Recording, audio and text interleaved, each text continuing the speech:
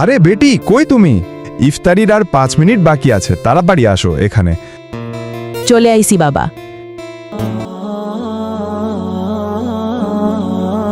আরে সুফিয়ান বেটা কোথায় গেছে?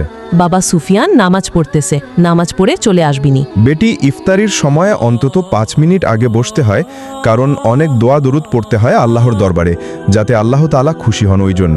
আর কালকে থেকে এই ভুল আর করবে না, ইফতারি সামনে নিয়ে সুফিয়ানকেও ডেকে আনবে। ঠিক আছে বাবা, কালকে থেকে আগেই আসবনে। বন্ধুরা, আমি তো শিক্ষণীয় ভিডিও বানাই, তাই বলে তোমরা লাইক সাবস্ক্রাইব করবে না? এটা যদি ফালতু ভিডিও হতো তাহলে অবশ্যই লাইক সাবস্ক্রাইব করতে।